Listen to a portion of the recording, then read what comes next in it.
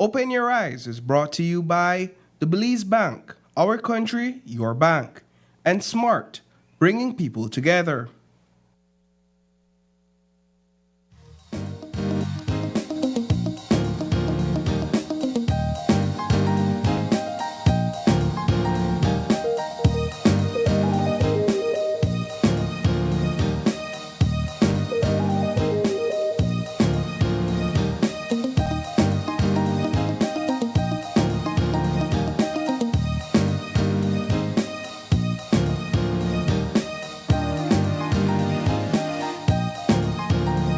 Live from the GBM studios in Belize City, it's Open Your Eyes. Start your morning right with your hosts, Sabrina Daly and Paul Lopez.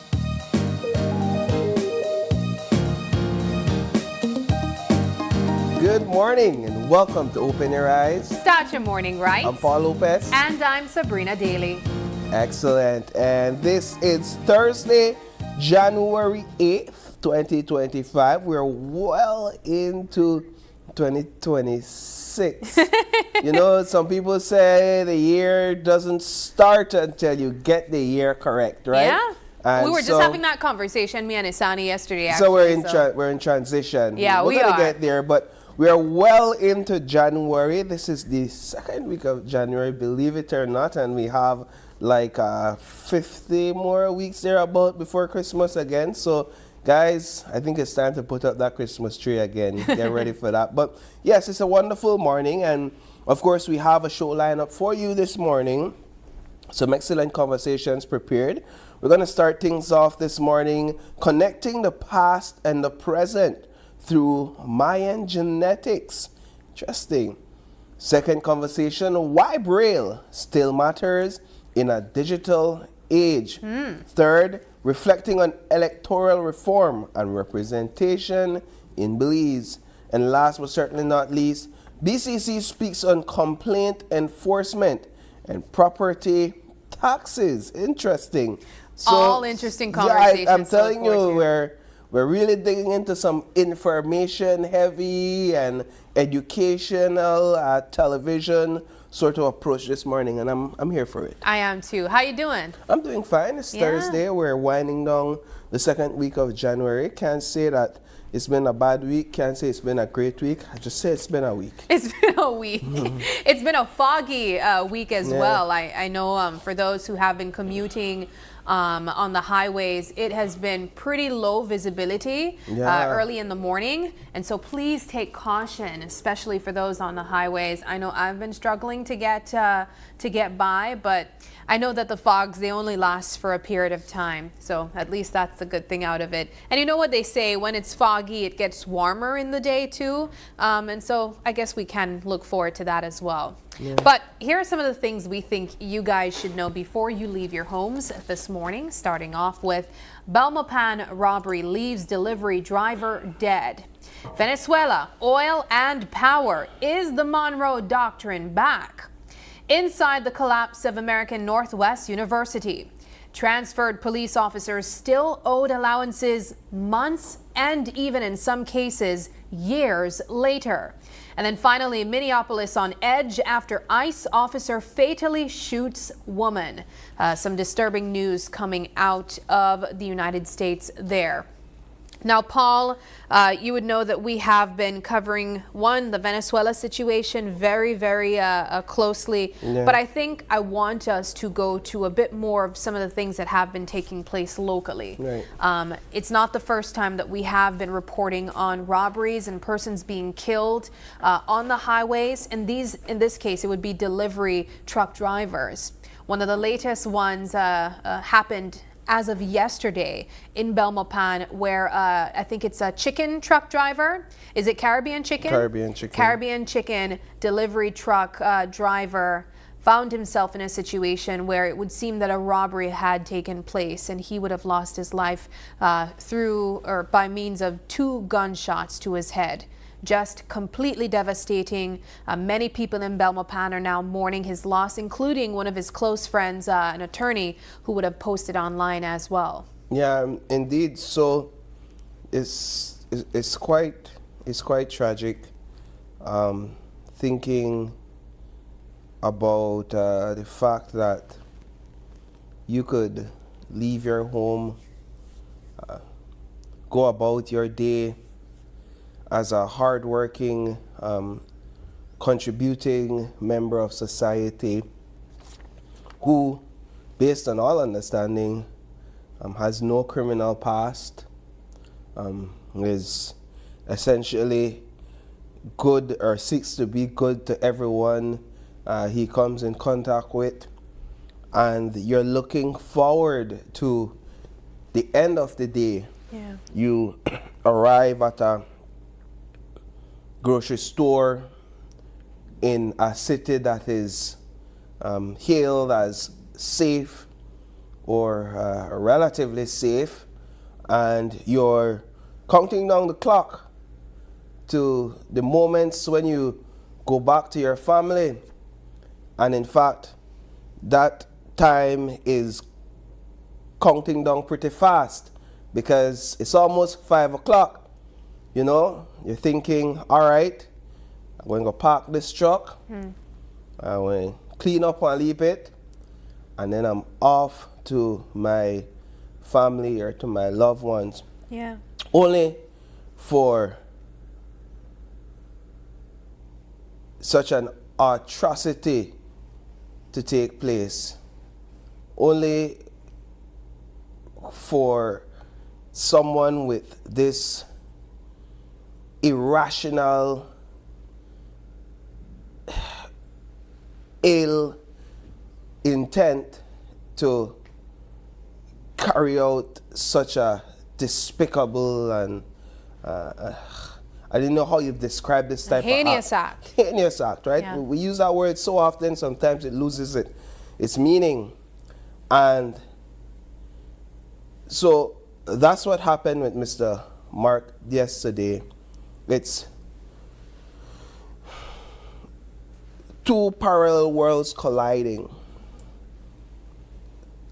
A criminal on one end who some would say refused to work and get a job and contribute meaningfully to society, and a man who's been doing that and more, and those parallel worlds cross the path, as we've seen before in this country. And when those worlds cross a path, like we saw yesterday, what is there to stop it? What is there to prevent these situations from happening? Some people will point to the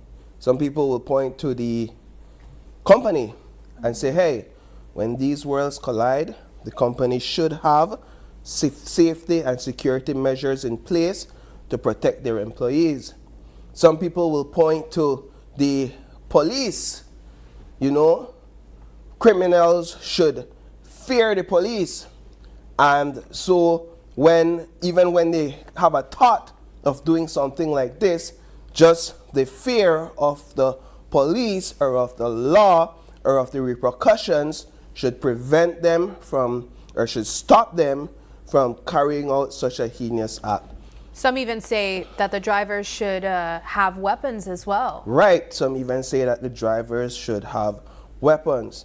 We've seen this case, something similar take place on the Hummingbird Highway.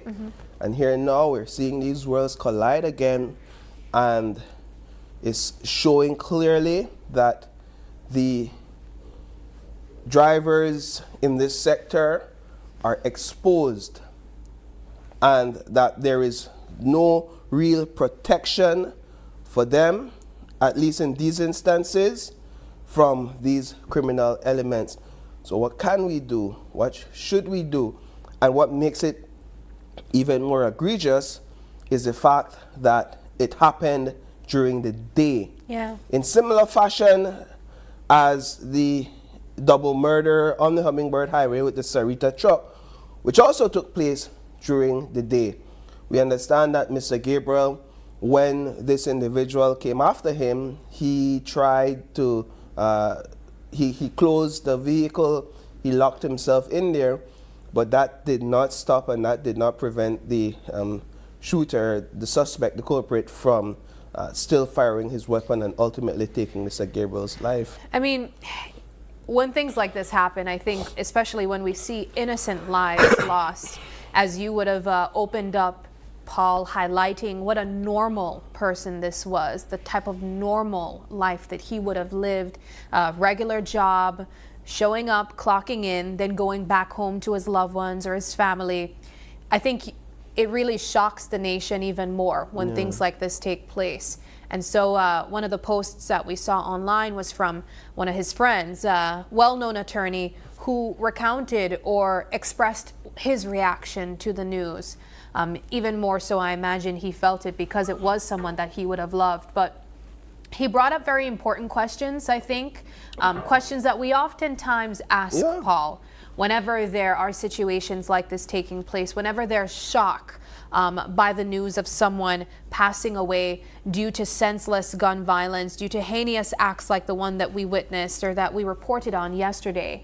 And so he made a social media post essentially just sharing his views on the situation, asking questions from the Belize Police Department, you know, and he highlighted something as well, Paul, in regards to the incident and the location where it happened. I think he said something to the effect of it happening less than 600 yards from the headquarters of the police department. That being something that I think we should be talking about, the fact that these crimes are taking place closer and closer to where law enforcement would be stationed. And so it's almost like these criminals, they don't have that sense of fear of the authorities anymore. They simply go out, they do these acts in broad daylight, as you mentioned. That on its own is something we should be concerned about. But now close to a police station, I think that's even more cause for concern. And I think one of the questions he's asking is whether the fear, you know, that healthy fear of the police has been eroded because of the internal dilemma that the Belize Police Department has found itself in over the last year and coming into 2026, really, because I don't know that anything has been done to fully rebuild that trust and that confidence within the department that was eroded in 2025. And I think what he's asking is a well-placed question as to whether or not those internal challenges within the department, if that is what is leading to this sort of lawlessness and erosion of public security, when we see the Commissioner of Police not speaking or being selective about which media house he speaks to, when across the country people listen to different media houses, right? So it's not just one media house that people listen to, and when the Commissioner of Police is selective about which media house he speaks to, when his presence is lacking in the public media as well, in terms of exuding that confidence and getting the voice out there, when there is a quick shift in who takes charge of the Belize Police Department as minister, when it's assigned to one minister or one elected representative who says, I don't want it. And so there's a lot that's taking place within the Belize Police Department.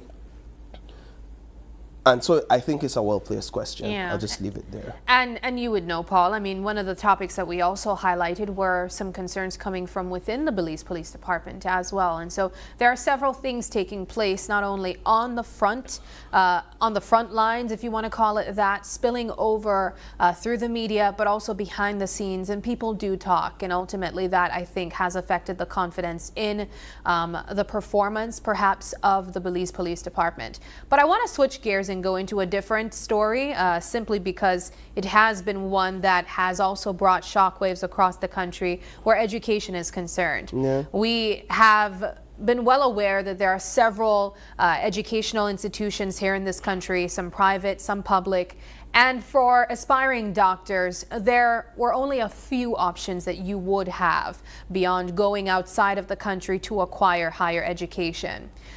For some who would have decided to stay in Belize, there was the option of the American Northwest University located in Belmopan, yes.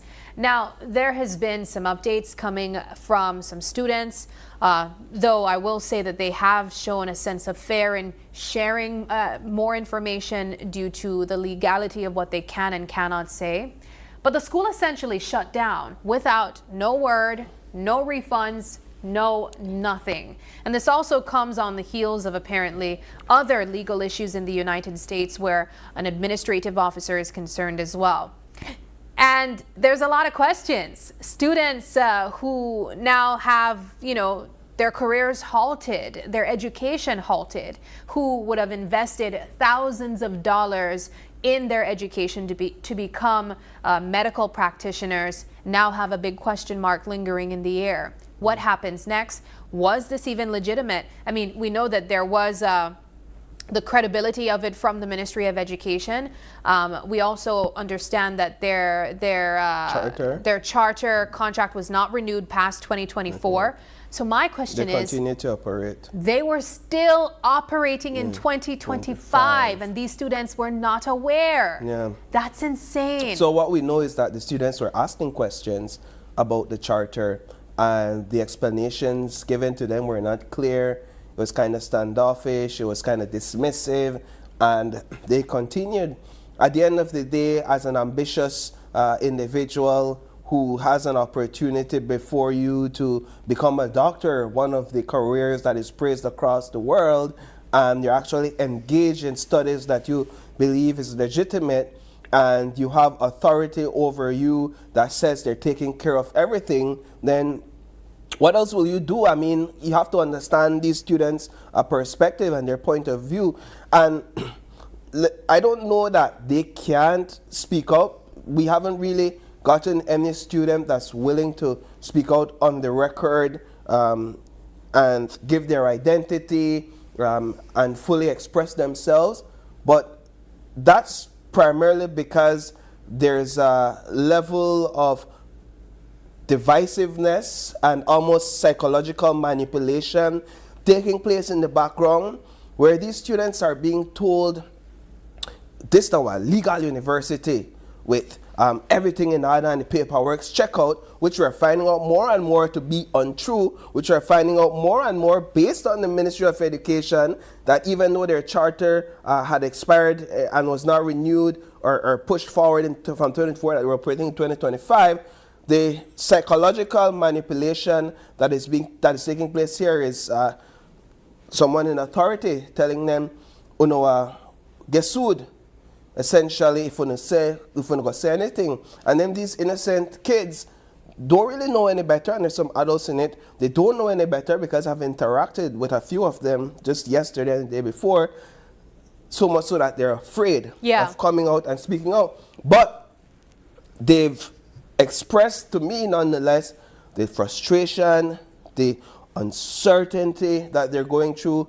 They've lost a lot of money, a lot of time, a year, a lot of brain cells, and they had this vision, the vision was real, the dream was real, and it's all coming crumbling down right before their very eyes, and they're not sure what to do. And I'm sorry to hear that is what is taking place.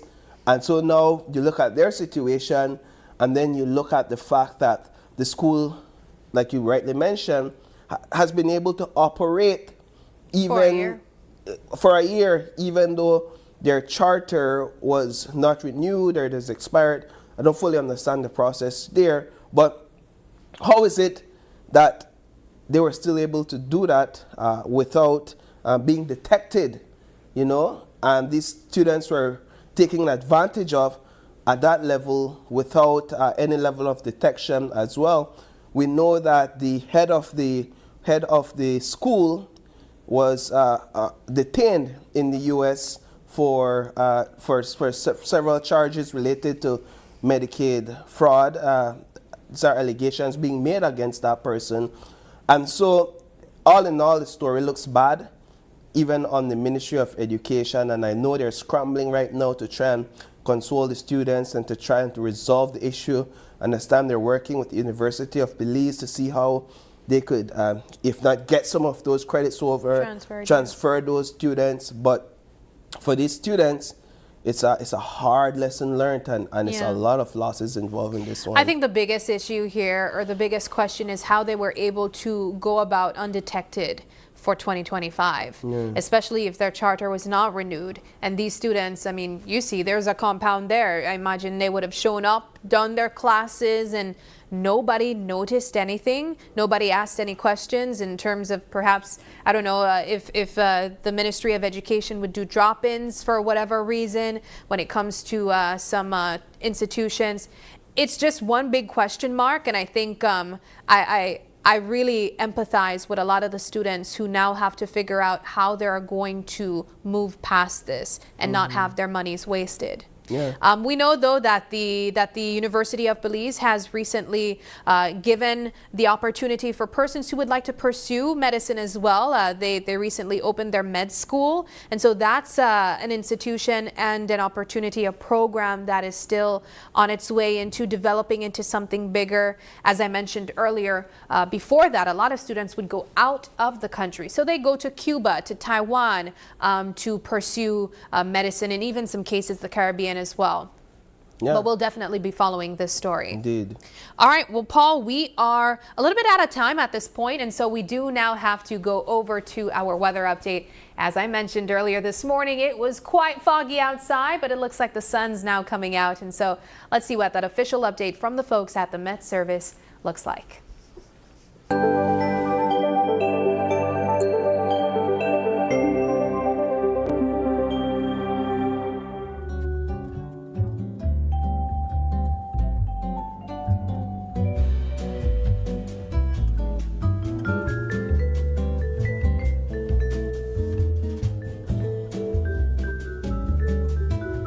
All right, and so this is today's forecast. The skies will be sunny with a few cloudy spells today and clear to partly cloudy skies tonight. Showers, if any, will be isolated. Let's look at today's temperatures. Along the coast, it's going to be 82 degrees and 75 on the lower end. Inland, 86, 70 on the lower end. And in the hills, 77 degrees and 65 on the lower end. So we're still below 90, at least according to the forecast for today. We go into tomorrow, we're 85 degrees along the coast and 88 inland. On Saturday, we're 84 along the coast and 87 inland. On Sunday, we're 82 along the coast and 85 inland. And you're seeing the trend now, right? On Monday, we're going further, 79 along the coast and 82 inland. So y'all thought that you could just put away those jackets and those hoodies because Christmas is over. Well, think again. We're actually getting some cold weather this time around.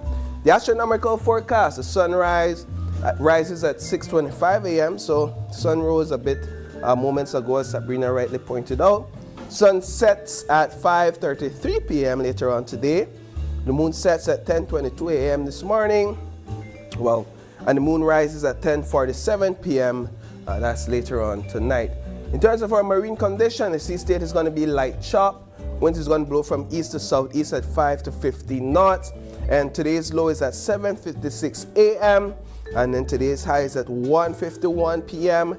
Then another low at 8:14 p.m. and another high at 1:58 a.m. And that does it for our Eye on the Weather, courtesy our friends at the National Met Service of Belize. Sabrina, back to you. All right, Paul, thank you very much. We are going to take our first break now, but don't go anywhere. When we come back, our first conversation is all about connecting past and present through Mayan genetics.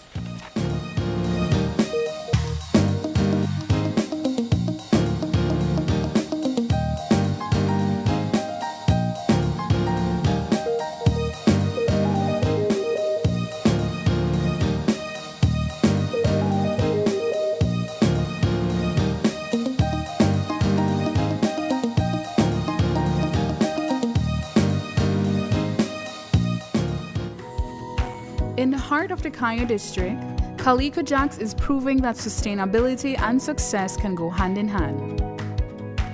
When Calico Jacks wanted to move to solar energy, the biggest difficulty for us was the finance. Belize Bank believed in our vision, and we are very happy and grateful that they gave us this opportunity for the financing. Through the Credit Risk Abatement Facility, a partnership between Belize Bank and the CARICOM Development Fund, small and medium businesses can access financing for renewable and energy-efficient solutions with reduced collateral requirements. Here at SCSB, we're grateful for Belize Bank to make it easy for our clients to go green. We're proud to work with businesses like Calico Jacks to help them lower their costs and their carbon footprint. At Belize Bank, we are powering Belize's transition to renewable energy, one business at a time. Together with our partners, we're making sustainable financing accessible for all. Belize Bank, financing a greener, stronger Belize. This year reminded us that our work is so much more than communication. It's connection. Every time we supported a school, a youth program, or a community event, we felt the heartbeat of Belize. We met students who just needed someone to believe in them, and families grateful for a supportive hand. We saw communities welcome SMART not just as a brand, but a trusted friend. For us, impact is created through service, presence, and purpose. As we move into a new year, we remain committed to empowering our communities and sharing stories that reflect how SMART strengthens the connections that matter most. That commitment to people drives how we build our products. We focused on delivering real value and flexibility. We upgraded our postpaid plans to include social media data, keeping you connected to your favorite platforms without the extra cost. For the prepay family, we enhanced prepaid plans to ensure you get more data and benefits from every single recharge. Flex bundles now better match real-time budgets, improving affordability. We introduced affordable Mexico data bundles to keep you connected while traveling. We are listening, adapting, and ensuring you get high-value connectivity you deserve. Great plans need a great network. SMART strengthened its promise of bringing people together by investing heavily in expansion. We added new towers in key areas, bringing a stronger signal and improved service to more communities. Customers along the coastal road in Blancano, Mountain Pine Ridge, and Cristo Rey now enjoy more consistent coverage, making SMART a reliable companion for every journey. SMART launched its fiber network in Sartineja, bringing reliable high-speed connectivity for today's digital needs. At SMART, we strive to reflect the energy of Belize in everything we do. From celebrating 20 years of excellent service to exciting collaborations, we've shared unforgettable times. We've delighted you with our biggest giveaways and deals ever, ads you could laugh and connect to, and launched a revamped website to make your digital experience faster and more engaging. As we look forward to the new year, we remain committed to what matters to you most: the communities we serve, the connections we build, and the precious moments we all share. All these remind us of our true identity and steadfast purpose, bringing people together.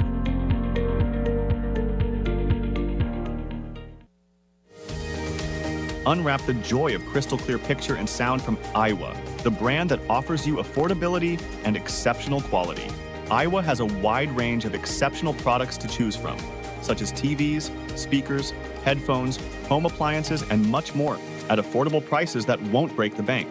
Enhance your audio-visual entertainment experience with Iowa, and for your convenience, parts are readily available in country for hassle-free maintenance. You can find Iowa products at your local electronics store countrywide. Choose Iowa, the best in home entertainment and household appliances. We at Full Tech Systems understand that technology isn't just a tool, it's a game changer. At home, smart devices and AI are revolutionizing daily life. In education, tech is making learning more interactive and accessible for students and educators alike. For businesses and government, it's driving innovation, streamlining operations, and unlocking growth, leveraging tech for better services, infrastructure, and security. At Full-Tech Systems, we help you thrive with cutting-edge solutions, partnering with leaders like Dell, HP, Microsoft, APC, Fortinet, Cisco, and Tomy. We deliver the right products for your needs, whether it's boosting efficiency, improving customer engagement, or scaling operations. Connect with us and let's drive innovation together. Full-Tech Systems, your technology center, where you come for the price, but stay for the service. In the heart of the Kayo district, Calico Jacks is proving that sustainability and success can go hand in hand. When Calico Jacks wanted to move to solar energy, the biggest difficulty for us was the finance. Belize Bank believed in our vision, and we are very happy and grateful that they gave us this opportunity for the financing. Through the Credit Risk Abatement Facility, a partnership between Belize Bank and the CARICOM Development Fund, small and medium businesses can access financing for renewable and energy-efficient solutions with reduced collateral requirements. Here at SCSB, we're grateful for Belize Bank to make it easy for our clients to go green. We're proud to work with businesses like Calico Jacks to help them lower their costs and their carbon footprint. At Belize Bank, we are powering Belize's transition to renewable energy, one business at a time. Together with our partners, we're making sustainable financing accessible for all. Belize Bank, financing a greener, stronger Belize.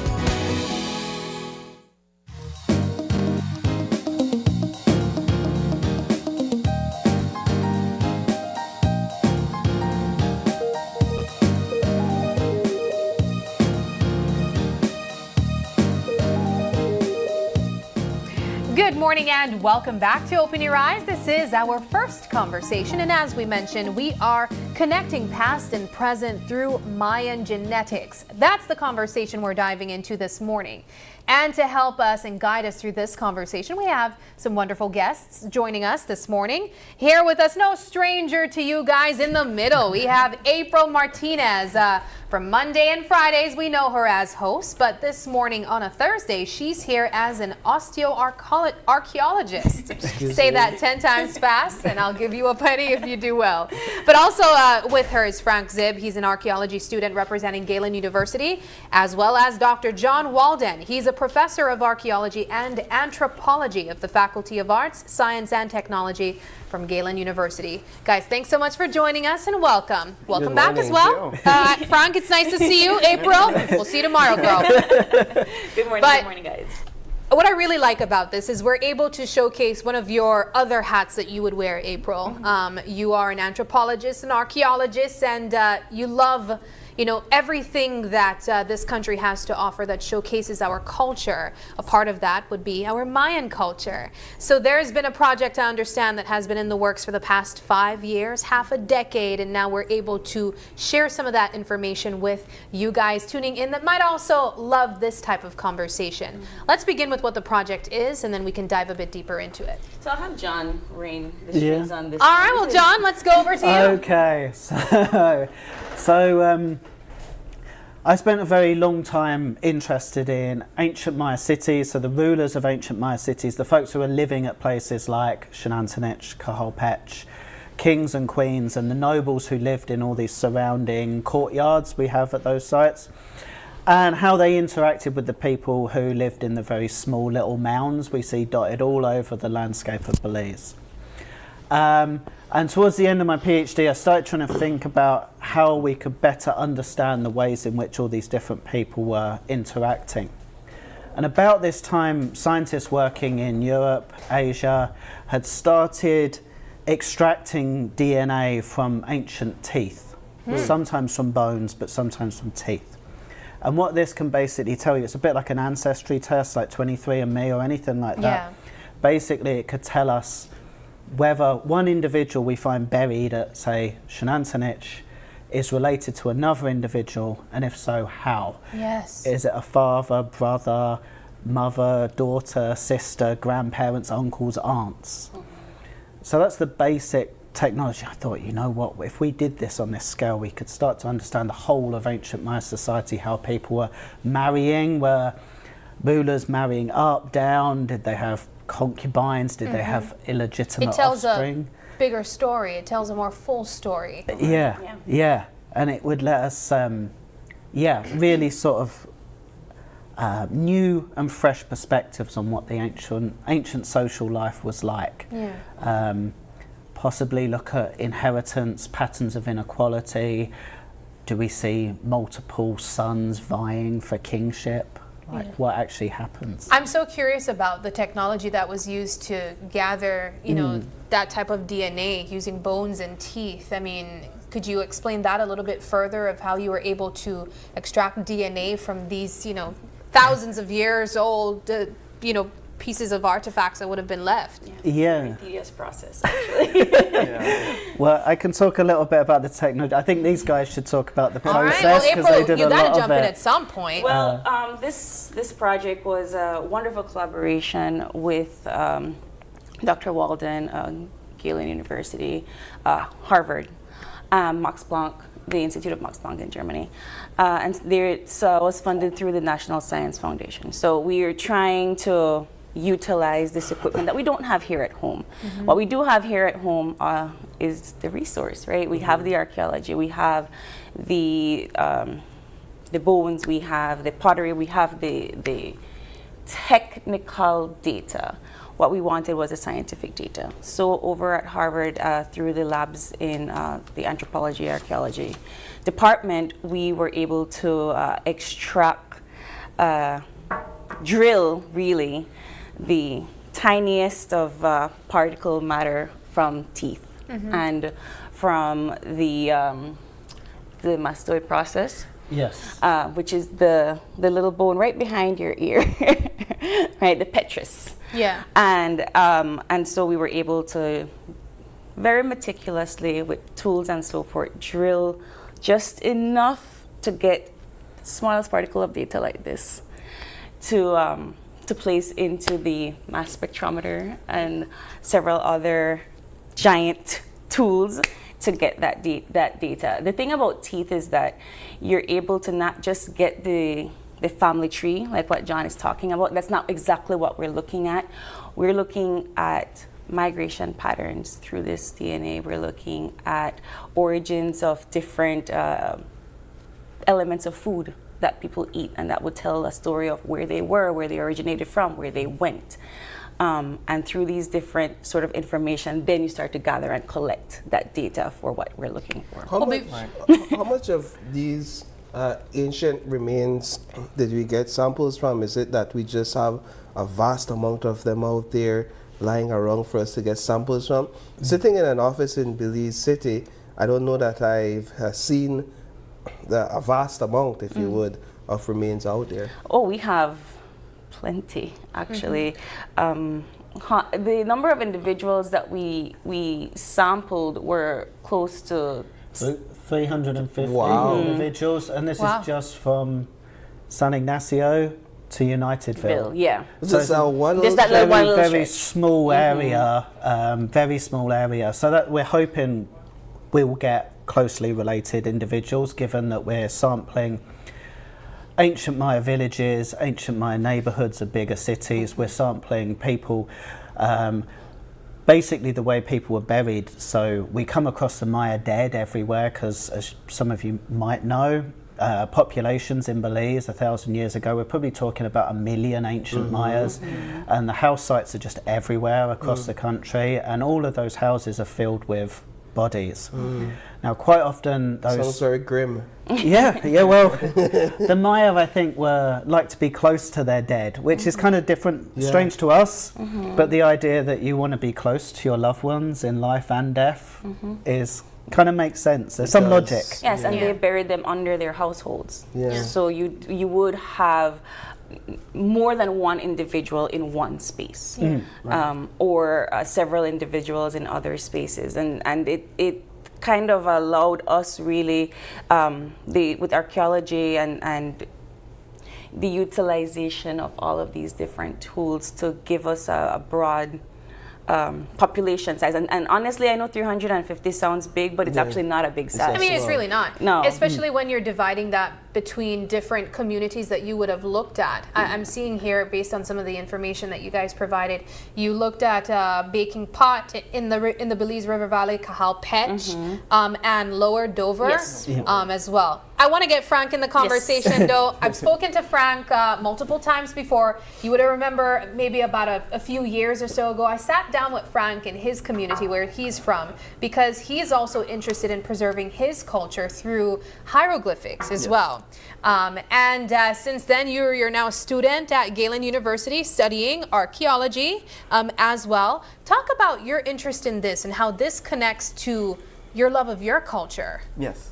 So everything started actually when John reached out, and he, like, my role, was to basically, bring in like the indigenous perspective to the whole project, right? So part of my role was to go into the communities, do interviews with the people from San Antonio, and we also had people from Sokots, right, and Cristo Rey. So basically it's just to get people's perspective on what do they think about the project, is this something ethical, like what should we do, or should we better something that we're doing in the project? So a lot basically is just getting people to say what they think about it. What did they say? Because we're dealing with directly, people who are directly related to the ancient Maya, so getting their perspective was very important for us, and for me as a Maya person, and so a lot of people were actually very interested in it. I don't think we ever got any negative comment from people. We interviewed around maybe 200 people from the different communities. We never got a negative comment from people. So a lot of them, one of the things that we got was people saying, we're dealing with sacred spaces. Right. So a lot of people were recommending, before we even do anything, we should do maybe like some sort of, ceremony, to bring, this sacredness to these spaces. So a lot of people from San Antonio and other communities recommended that, as some sort of, like respect to the ancient people. Yeah. Every time I have these conversations, I gain more knowledge about how vast the Maya civilization was in Belize. And for example, these mounds, just looking at some of the images provided, seeing how they spread across in what we would today consider random locations, but these are actually communities and areas within our society. Yeah. So that area right there that is on the screen right now, that is sort of the expanse of what we're looking at for this particular project. Yeah. So it's actually three ancient cities. So it's Lower Dover in Unitedville, Baking Pot, which is Central Farm, Georgeville, and then Kahal Petch, which is modern day San Ignacio. And the populations there only overtook the ancient populations in the 90s. So this is one of the most populous parts of... Is it? Well, Cayo district. One of the most populous parts of Belize is that valley, but population even today wasn't the same as what it was until very recently. But yeah, how do you identify these mounds, and I know we're not trying to give information to people to go and tamper, because that is illegal in and of itself. But I would imagine you have the knowledge to do some sort of geographical test or observation to determine? Well, before we had all of this technology, we kind of just, in archaeology we say you kick a rock, you find something in Belize, because it's just everywhere. But we have, Maya structures are very unique. It's not a hill. So you can, as you see it, you know that it's not this rounded top. And this is just for people that are looking for a mound on the highway, right? So it almost looks like it has a flat top. It's something that you call talud tablero, and it's like kind of like this, and then it has a flat top. And a hill is not flat. So you kind of right away kind of know that it has some level of human altercation to it. Most of the times, especially in very arborous areas, you'll find that there's a lot of trees that are holding these structures together, especially the larger ones. But more often than not, if it's not this rounded top, then it's probably a structure. But we use LiDAR now, which helps us very much to survey. How do you explain the ethical nature of the work that you do? As Frank brought up in having those discussions with those communities, the ethical nature of it, where some may say, well, why go and disturb, some might say disturbing these sites? So I think the vast majority of the individuals that we've got recovered in the data set, so in Cayo district, a lot of the archaeology has been historically infringed upon by modern urbanism, settlement, especially agriculture. So over 150 of the individuals included in the study are from areas that have been ploughed, so ploughed mounds.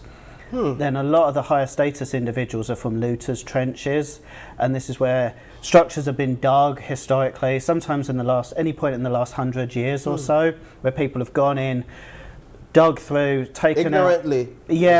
Just basically taken anything they can sell. So taken out the jade, taken out the pots, but they leave the bones. So quite often we can't tell the rest of the story, but if there's a small fragment of bone, we can say biologically, in terms of chromosomes, was that a man or a woman? We can look at who they were related to, we can date it, we can see when they lived, we can even look at things like diseases, where they came from.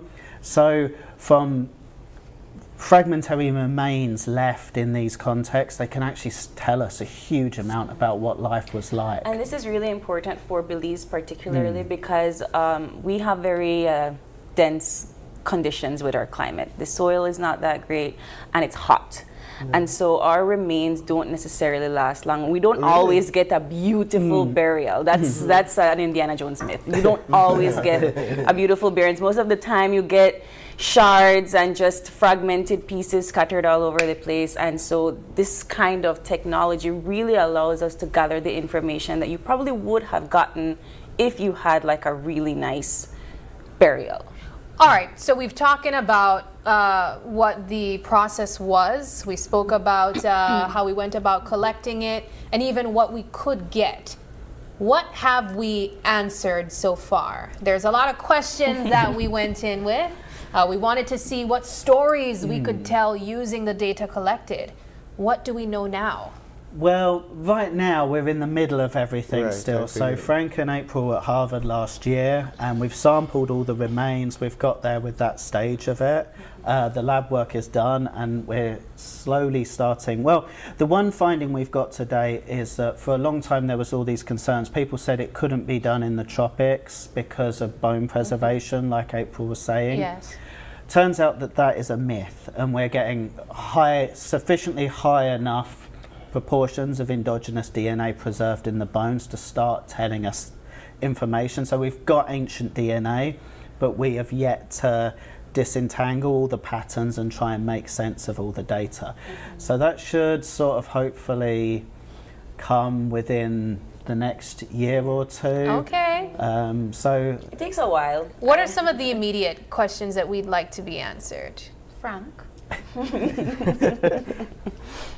Well, a lot of this is understanding how similar it is to what we, as contemporary Maya, or the life basically, and I think a lot of, that was one of the questions, that we were asking people actually, like if we go through this project, what is something that you want to learn, and a lot of people wanted to learn the food. Okay. And what were they eating back then? Exactly, because that is something that we can understand with the project, the different foods that they were eating. And so the similarities, so people were asking, what are the similarities, of the foods that people were eating back then to the things that we're eating now. We could even modify that when we think of tourism too. Exactly. And a lot of people were very interested in the food part, because we eat good food in San Antonio. I know I had some. So people are very interested about that, Yeah. and I think that's something I'm curious about, because at San Antonio we do have a family business, and that we share a cooking class, and I think I'm very curious about that, so that we can, as you mentioned, implement some of those things, and see how we can modify it, There are also bigger questions in terms of, because we have this myth in Belize that the Maya disappeared and then now we have new populations, right? And during the time of the Terminal Classic, or the collapse, if you will, I think it could answer some very good questions as to migration patterns and where they came from, where they went, and of course, what was perhaps happening in Belize at that time. We were going through some strange climate changes and so on. So it would basically shape out stories that have been missing for us, right? We don't have the ancient texts. They were burned during colonial period, so we feel like this is the new way that we can try to bring back the pieces of and create a little bit more of the historical context that we think is very important to Belizean history. I love that. Yeah, and a lot of people did say they're very interested in seeing how they're related to the ancient Maya. Yeah. And this is something we're not currently doing. This is all archaeology. We're working with Dr. Jaime Arwe to do this and the Institute of Archaeology. But in the future, if Maya people were interested in how they were related to the ancient Maya, that's something you could do with your ISCR hat. Yeah. One of her other hats. We could investigate using contemporary data. Yes. I think the technology tells us that there's a lot more that we can do. Well, we are looking forward to what the next year and a half will provide in terms of information and some of those answers. Thank you guys so much for joining us, and we wish you guys all the best. We do want to quickly share our motivational quote this morning before we take our next break. This morning's motivational quote is, "It is not only the strength of the body that counts, but the strength of the spirit." Kind of ties in with the work you guys are doing too. All right, well, we take a next break, and don't go anywhere. When we come back, our next conversation is why Braille still matters in a digital age.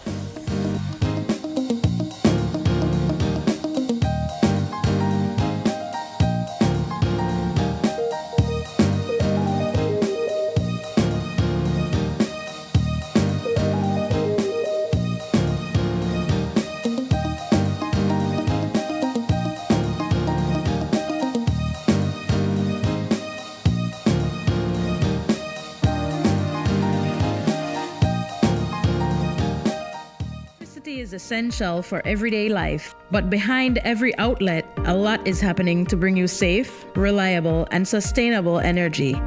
Let's start at the beginning. Independent power producers across Belize generate electricity using a mix of renewable and non-renewable resources. Electricity travels across a network of high-voltage transmission lines capable of transmitting electricity across long distances. Electricity then reaches your nearest substation, where it is adjusted to a lower voltage, making it safe to travel on the distribution lines you see in your community. From there, electricity makes its final journey from the distribution lines to your home, providing you with safe and reliable power when you need it. Belize Electricity Limited. We continue to serve you. We all know the importance of running water and proper drainage in your home. That's why we rely on a fully functional plumbing system. At Belize, we have all the plumbing supplies and accessories you need. Our pipes, fittings, valves, and adapters are made from durable quality materials.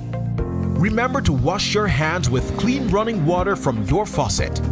We have kitchen and bathroom faucets in various styles and finishes. Whether for installation or maintenance, make sure to use recommended PVC cleaner, solvent, and Teflon tape to fix or prevent leaks. We also have the tools to get the job done. For all your residential, commercial, or industrial plumbing needs, shop at Benny's. Quality and savings.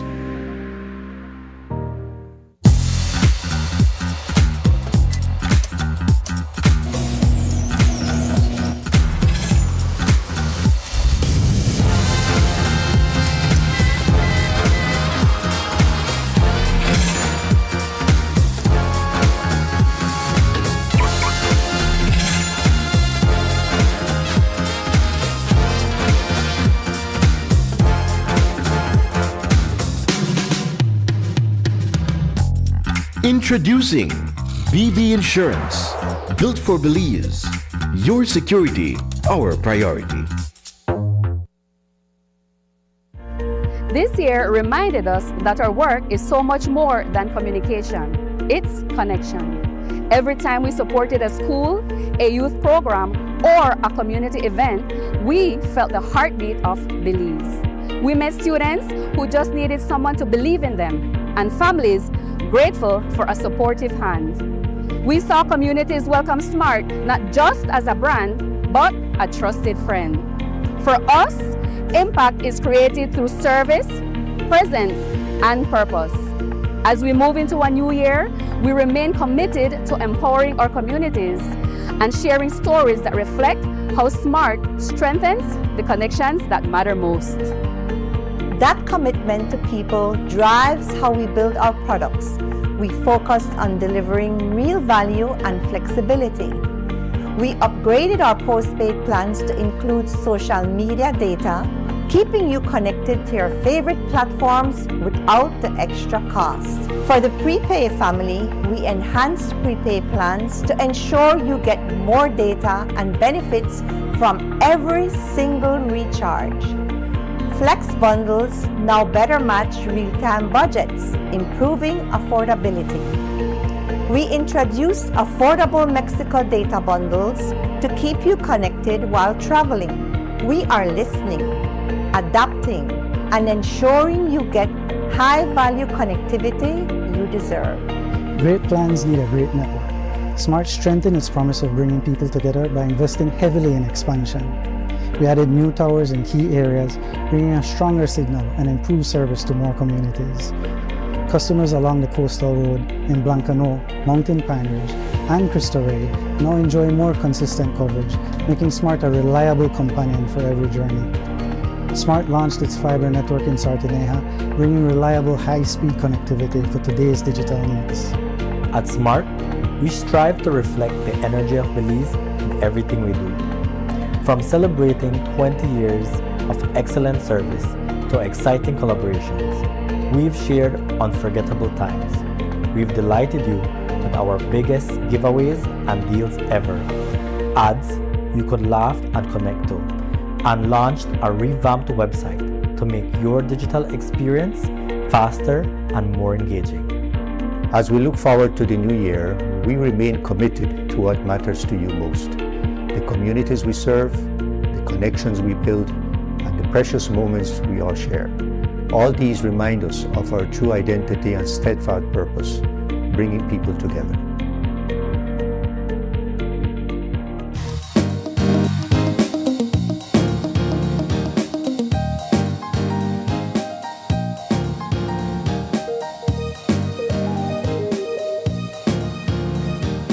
Welcome back.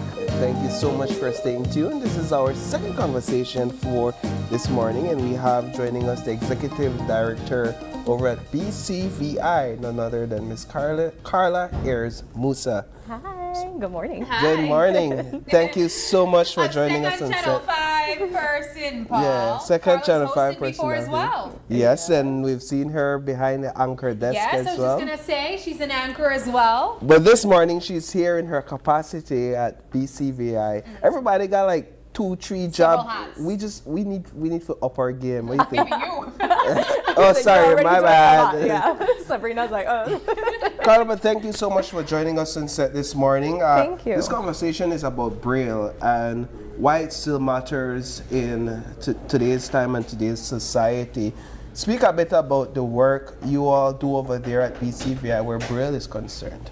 So BCVI, a nonprofit, non-governmental organization, has been around since the early 80s.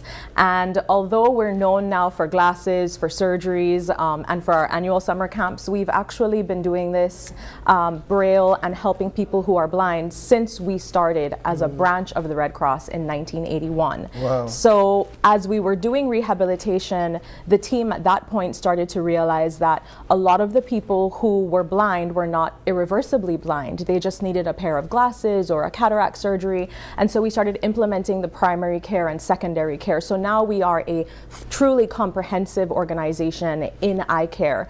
But the rehabilitation and education program is probably one of the most heartwarming, emotional aspects of what we do, and we work with people across the life cycle. So we're talking about babies who were just born, who have been identified as having potential lifetime vision loss, to a child who maybe had a traumatic accident, and then to the golden years, diabetes, unfortunately, glaucoma. Those things all play a huge role in our work. So we have about 1,500 people throughout the country that are on our unofficial register, but we pretty much get everyone who has some form of low vision, severe vision loss, or complete vision loss. And Braille is a very important component when we're looking at younger children. So it's for a sighted person what learning your alphabet would be, what the phonics would be. We have in the past tried, and I'm sure this is going to come up, tried to go straight to a computer, straight to a laptop, and noticed the sort of gap in being able to form sentences and actually write without having the foundation of Braille. So it is an extremely important aspect in learning and being truly independent, which is what the purpose of our program is. Yeah. I think oftentimes we take for granted what we have, especially when we compare it to others who don't have something as important as sight. And we don't recognize, how they would have to adapt to life beyond just having that guided stick to move around in the streets. They still want to be able to communicate with people, they want to be able to read. They want to be able to know that there are efforts being made to communicate with them as well. So when we think of the foundation of Braille, I think of the same way you'd go about learning English. You start with your ABCs. How do you go about teaching Braille? So we actually have to start with children very young. So in the 0 to 4 range, we're looking at helping them build dexterity, because when you feel this machine, it's hard. It's a tough machine to type on. And those of us who are old enough will remember typewriters and typewriting classes. I was going to say, isn't that just a regular typewriter? It looks like it, but it's not. So we start working with their dexterity. We use Play-Doh, clay, molding clay, help them kind of learn that. And then we actually, at around 4 years old, we'll introduce them to the machine and have them start playing. 4 years old? Yeah, they have to start playing with the machine. If you think about preschool and the age you're at when you start learning your alphabets, we are looking at learning how to write your letters and everything. So we start very young, and then when they get older, then we look at actually writing words and sentences and being able to do essays. And then in about standard 5 or 6, once we know they have a good foundation of Braille, then we introduce laptops. And all of this that we do it free of cost for every single person in our program, not just the children, but the life cycle. So if we have to purchase one of these, it costs about $3,000 US for one of these machines. Wow. And we bring them in, because obviously you can't go into a store and buy this here. So we import them and we give them away to the students. We have to maintain them as well, because you could imagine a 4-year-old with something like this. Things get stuck inside and stuff. So we like I said, we realize that technology does play a key role as you get older. And a lot of these students, a lot of these children are far better than we are with using touchscreen phones and devices. And so we feel that although it may be something that people look at and are like, why do we even need that? Look at that. Kids have to take this to school, they have to take it home, they have to carry it around. It is their, window, door to the world. I appreciate the foundational aspect of Braille. You're talking about that 0 to 4 age, because I have a little daughter and I understand having to teach phonics at an early age and then teach the alphabet as you move along. And so for me, it comes off as different set of skills, but same process. You from they're young, you engage them in this. One of the conversations we're seeking to have this morning is about how this sort of training and technology is colliding in today's age, where children are seeking devices and laptops and computers. are we finding ways to also give the visually impaired an advantage in that area? I think a lot of it, we work very closely with schools, individual schools, and with the Ministry of Education. So BCVI's team, we are rehabilitation field officers. We don't have trained teachers. So while we are preparing the children for entering the school system, and we go to the schools and we lobby with them to actually accept these children into their schools, we then turn it over to the Ministry of Education and the Special Education Unit. There are a few areas of the country where that support is not there. And so our team then has to go, we practice community-based rehabilitation. So we're not bringing all these children into the city where our headquarters are to teach them, or into our district offices. We go into their schools and into their homes and help them. Having said that, when we used to have standardized exams, the ministry did work with us to allow those students who were proficient in computer use to do their exams on a laptop. And so they would have an invigilator with them, or someone with them who would oversee, not someone from BCVI, but someone from Ministry of Education who would oversee what they're doing. And now we don't have that, but we're still continuing on that path of introducing computers in, late primary school, heading into high school, because that's when these aren't going to be very helpful. So I mean, even looking at sighted children, our children are leaning more and more away from writing and toward typing, or even voice dictation. That's what I wanted to point out before Paul had asked that question. I remember about 2 or so years ago, I did a story on a man who was legally blind, and he was fixing phones, he was unlocking phones, but he was doing that through like dictation. He was using technology in his own way to be able to get by. And so I wondered if this would become obsolete, because as technology progresses, you don't necessarily need to type anymore. I just saw the new Apple update. You can literally translate languages through your AirPods, in real time. in real time. So will we need to rely on learning Braille when technology is going to become so advanced that you might not even need to be touching things in the future? Well, that's like asking if kids need to learn how to read and write. Yeah, exactly. It goes back to the foundation. Yeah. So, and like I said, we were advised, I'm sure you remember Juan Reyna. Juan Reyna must have been an infant too. And BCVI had started the program of giving laptops. The same way we give Braille typewriters, we purchase laptops. We equip those laptops with text-to-speech software. It's called NVDA. And we teach them how to use the keys like you would, when you're in your classes.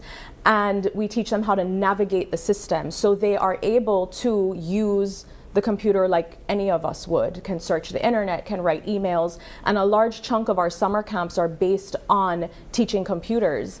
But we've realized in the last few years, now they're coming and they're teaching us and showing us, oh, look at this app that I found on my phone, and it opens the doors, but we cannot take away from the fact that that foundation of education is extremely important. Yes. Juan had received his laptop, like I mentioned, maybe an infant too, and we noticed that it did not in a healthy way replace the Braille typewriter. On the keys, if you don't have your little Braille dots, you're learning from memory what those keys are, but you're not learning what the letters look like.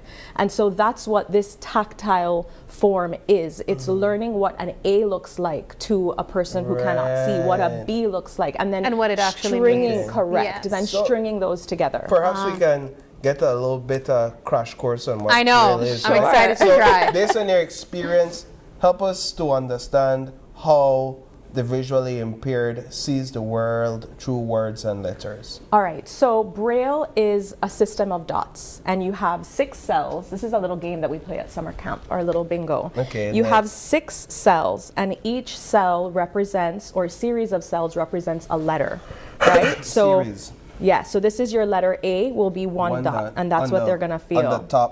On the top left is 1 dot. Okay. We actually teach this using a baking tray for very young children. And so if you've got the baking tray with the 6 cups, you can put a ball and then help them learn what those letters mean. So we have to think outside the box and be very tactile. B, exactly. So this is an E here. a C, an A. So you'll have, you know, each of these combinations will form a letter. And then you string those letters together to make your words. And then there's a type of Braille called contracted Braille that shortens the words. We don't teach that, we go into the laptops because no one is reading contracted Braille. None of the high school teachers are learning contracted Braille. So it will put them at a disadvantage to, instead of doing laptops, do this. So this is the machine that we use to produce this on the typewriter. But for older children who are maybe upper division, we have a Braille printer. It's called an embosser. And so that machine will produce these very large books that we have. This is a Caribbean social studies book. Once you print a regular book in Braille, it triples the size of it. And then they've got to carry those around too. Can I open it? Of course, I brought it so you can play with it a bit. All right, so from a distance, it looks like nothing's like inside. Yeah, And this one might be more helpful because you can actually see the I want to pages. see this first because this is a textbook. That's a textbook, right? Correct. So this printer that we have is monstrous, and we use our laptops to scan the books, and then we edit them to make sure that there are no errors, and then we just send it to print. And we do that overnight because it's very loud. It's a very old, loud machine. BCVI was actually one of the first entities to own a computer in Belize, because back in the late 80s, early 90s, when people, you know, globally, regionally started hearing about BCVI, they wanted to donate this massive printer, and it doesn't function without a computer. So yeah, these are our textbooks for the younger children. We do have libraries and people that donate from overseas. And these types of books are to help parents when they're teaching their children, or even at school, when they're teaching the children, they've got a laminated overlay, so to speak, that has Braille on it. And then under that plastic page, you have the words. So while the child is reading, I'm trying to show them. Braille. Yeah. So this is what the Braille is on. Correct. As you can see there. Yeah. This is so inclusive. Yes, that's our job, to make sure that not only are we saying that children are included, but they truly are allowed to be as independent. Oh, you feel it on this side.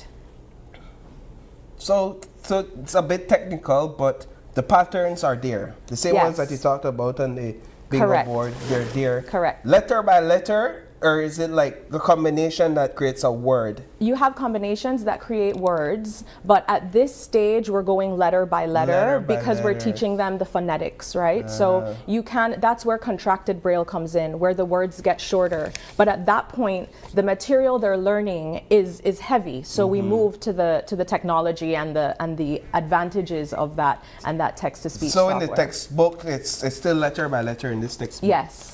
Yes. Okay, I'm already learning some letters. Carla showed us E, so I know that this says 1. That's the E at the end there. O, this is C. E.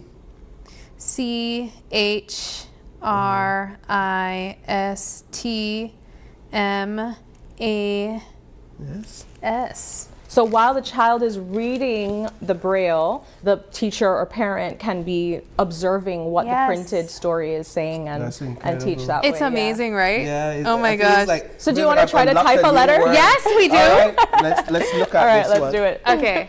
All right. Let's see how we could kind of turn. Well, yeah. Let's do this and explain. Maybe maybe over there. So we have the keys labeled, and so you're going to see 1, 2, 3 before we turn it around. Sure. All right. Okay. So you're seeing what the number for each key is, correct? Yes. So the cells. Seeing the numbers. 3, 2, 1, 4, 5, 6, and a space in between. So the numbers represent the cells. Okay. So for the letter A, you have cell number 1. So you're gonna type number 1 for the letter A. Yeah, you could go ahead and turn it back around. Okay. All right. So let Sabrina do it. Okay. I've already lined it up for you. So just press down on 1. And you have to press hard. You see? This is how the kids are. Try it again. This is how the kids are having to press. 1. Oh, shoot, I did 2. So, hold on. So 1. You kind of race with this You have to go like really hard down. Okay. That's why the dexterity that we're teaching the children is so important. And you're actually meant to be setting your fingers up. I don't know if the camera is going to catch it if I do it. But go ahead. you set your fingers up on your camera is catching it. like this, right? Uh-huh. Okay, let me tilt it a bit. Wait, we for see, you. we see. Go, go, go. All right, so then if you want to type A, you're going to type 1, and it automatically spaces. You'll see the space bar go down, right? Uh-huh. So if you want to type B, you're going to do 1 and 2. If you want to type C, I hope I got this right. You're going to type the combination, right? Well, we wouldn't know if you're right or wrong. Yeah, you're fine. So you're good. Yeah, so once you once you have, you know, your row sort of filled out, Okay.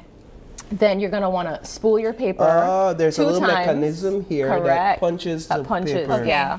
So I'll go A, and then I'll give you a chance, Paul, to do No, it no, too. do you think so? Pass, you have to One more. imprint. Yeah, I think I that's did good. it. And then you can feel the letters on the paper as well. I did some for you earlier. That's ABC up top. Okay, and so then what's you B? B is gonna be 1 and and no, B is 1 and 2. 1 and 2. Just 1 and 2. And it automatically spaces. Did I get it? Oh, yeah, the automatically spaces. And I think you then- did. C is what? C is I think it's 1 and 4. This is so. Is it So our doing it? rehabilitation field officer who actually teaches this is sick, which is why I'm filling in That's today. Okay, I am doing it. But yeah, you are. Okay. Let me see But what you beyond A, B, 1 and and 4. C, and you can go back and feel your letters. How do you pull it out? You just You have to roll spool it. Yeah, you want to spool There it we out go. so that we don't break So is it. this what she did? Yes. Yes, that's what I did. That's your work. Sab. All of that? All those 3 presses, and this is all you Yes, did? Paul. Paul. Yes. That's what I did. Really? And that really translates into everything that we do in school, because then this tray Yes, let's talk here, about that one. this is how we teach math. Oh. And so the numbers, those cells that you were doing also translate numerically. And then these little cubes that we have in here, which again, we have to order all of this, these have the numbers on them as well. Oh. So these same letters That's 1. translate to numbers. And so they're going to line up their numbers in these cells. It's like they're lining up letters as well. Correct. And but this is how they're going to line up like their math problems and stuff. Okay. So yeah, and we use this from primary school to 6th form. That's essentially like a sheet of paper where you're writing down Writing. numbers and you're doing your Solving multiplication, problems. Exactly. solving your problems. Exactly. math So now problems. you'll ask, well, we have technology, and when we want to add something, do we write it down? But you still want them to have that knowledge of how to do course. it, even Yes. though technology is helpful and we can do it on That's our excellent. phone. Oh, we just answered that question. Yeah. That we I think started we the really- conversation with. Yeah, we Yeah. really settled that debate, right? We settled And that it's today completely. Braille Day, so I think It was on the 4th. On the 4th. Yes. So the first week of January, we know that there's still definitely people who find this information useful. But I think what I would want to know is there support for people who might not be visually impaired, but they want to still support their loved ones? So maybe I have a loved one that's not able to see, but I would still like to know Braille to Yeah. perhaps help with teaching. How can I get involved or learn more? So that really is why our approach is so important, and that community-based approach, when we go into homes and schools, we're working with the whole family. Okay. So it is very important, and it's something that we stress, that when we go and we're teaching, we're not just teaching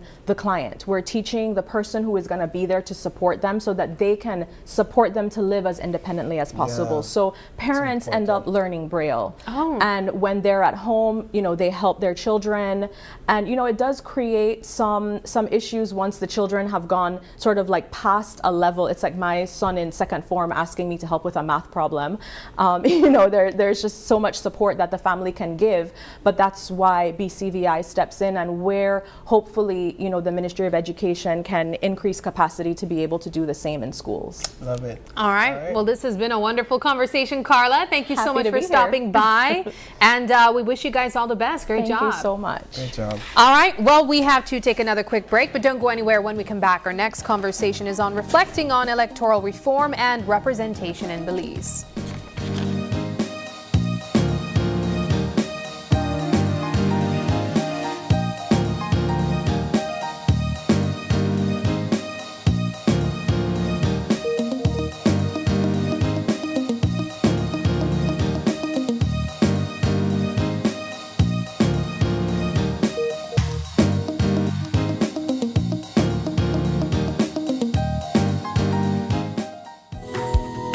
In the heart of the Kaya district, Calico Jacks is proving that sustainability and success can go hand in hand. When Calico Jacks wanted to move to solar energy, the biggest difficulty for us was the finance. Belize Bank believed in our vision, and we are very happy and grateful that they gave us this opportunity for the financing. Through the Credit Risk Abatement Facility, a partnership between Belize Bank and the CARICOM Development Fund, small and medium businesses can access financing for renewable and energy-efficient solutions with reduced collateral requirements. Here at SCSB, we're grateful for Belize Bank to make it easy for our clients to go green. We're proud to work with businesses like Calico Jacks to help them lower their costs and their carbon footprint. At Belize Bank, we are powering Belize's transition to renewable energy, one business at a time. Together with our partners, we're making sustainable financing accessible for all. Belize Bank, financing a greener, stronger Belize. This year reminded us that our work is so much more than communication. It's connection. Every time we supported a school, a youth program, or a community event, we felt the heartbeat of Belize. We met students who just needed someone to believe in them, and families grateful for a supportive hand. We saw communities welcome SMART not just as a brand, but a trusted friend. For us, impact is created through service, presence, and purpose. As we move into a new year, we remain committed to empowering our communities and sharing stories that reflect how SMART strengthens the connections that matter most. That commitment to people drives how we build our products. We focused on delivering real value and flexibility. We upgraded our postpaid plans to include social media data, keeping you connected to your favorite platforms without the extra cost. For the prepay family, we enhanced prepay plans to ensure you get more data and benefits from every single recharge. Flex bundles now better match real-time budgets, improving affordability. We introduced affordable Mexico data bundles to keep you connected while traveling. We are listening, adapting, and ensuring you get high-value connectivity you deserve. Great plans need a great network. Smart strengthened its promise of bringing people together by investing heavily in expansion. We added new towers in key areas, bringing a stronger signal and improved service to more communities. Customers along the coastal road in Blancano, Mountain Pine Ridge, and Cristo Rey now enjoy more consistent coverage, making Smart a reliable companion for every journey.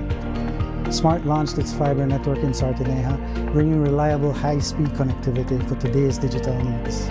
At Smart, we strive to reflect the energy of Belize in everything we do. From celebrating 20 years of excellent service to exciting collaborations, we've shared unforgettable times.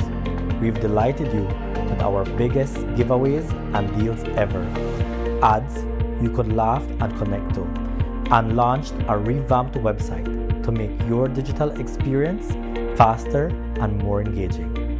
As we look forward to the new year, we remain committed to what matters to you most: the communities we serve, the connections we build, and the precious moments we all share. All these remind us of our true identity and steadfast purpose, bringing people together.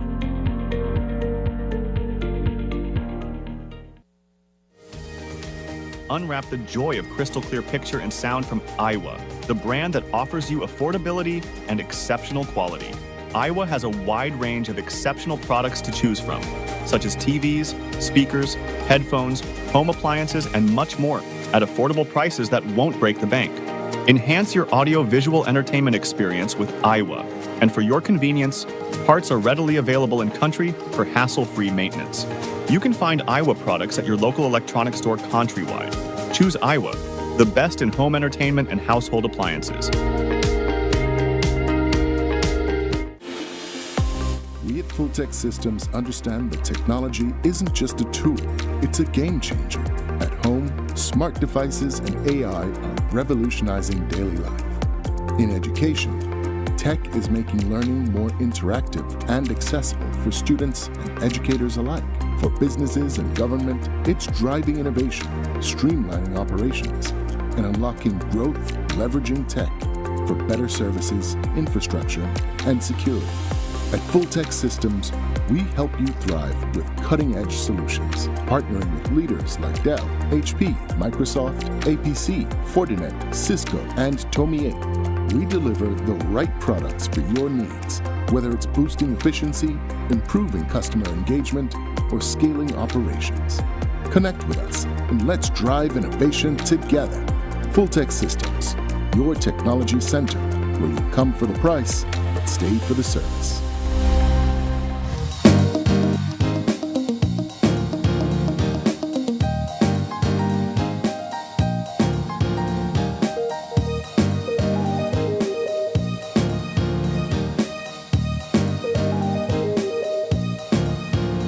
Welcome back. Thanks for staying tuned with us. This is our third conversation for this morning, and we have joining us on set none other than social activist Jerry Enriquez, sorry. You know, I had this tendency to call you Jeremy last year, and I had to catch myself like, this man is Jerry, but I'm sure you don't mind. At the end of the day, what's important is the work that you're doing. That's what we're here to talk about this morning. Thank you. Well, my formal name is Jeremy, but I prefer Jerry. Everybody. So that's where it is. That's where it is. So you're Jeremy. Jeremy is the formal, like, birth paper name, but Jerry is how everybody calls me. So. All right. So now that we've gotten that out of the way, I know I was right, but I was wrong at the same time. Right. So, but Mr. Enriquez, it's a pleasure having you on set. We consider you a social activist. Somebody that so they call me. Yes, and we've had many conversations, and I think you've finally submitted to that title. Like the last time we spoke, you said, "All right, don't call me social activist." Whatever they call me, no. Right, you're not a man of titles. Right. You don't go after titles. What you go after are causes and meaningful causes. And one of the causes that you've been fighting for or under has to do with electoral divisions and election fairness, if you would. And it's been about a year since you began engaging in the courts of Belize where that is concerned. So it's one thing to be active and vocal about it on the ground, but it's another thing to engage the courts. What made you decide that, you know what, I've had enough. I've had enough of how this whole thing's set up, the elections, the divisions, and it's time for me to do something about it. Well, the reason it's good that you mentioned is 1 year. It's almost exactly a year that I decided that I will have to take up this matter in the court, through the court system. I've been seeing over the past 2 decades how both political parties are nurturing a system in which Belizeans are unfairly represented in the National Assembly. So you have vast discrepancies in electoral divisions in violation of the supreme law of the land, which is the Constitution. So you would have electoral divisions currently like Stan Creek West near 11,000 registered voters represented by one area representative, or Belmopan with over 10,500 registered voters represented by one area representative. And then you have areas like Mesopotamia in Belize City, or Fort George Division, or Albert Division with roughly 3,000 voters. So there's an imbalance in our electoral division, and therefore people are not fairly represented. And the Constitution, the supreme law of the land, mandates that electoral divisions must be nearly as equal as possible with the number of persons eligible to vote. Now I hear some discussions going on as if eligibility, this described as persons who are 18, who are Belizeans, and they vote where they live.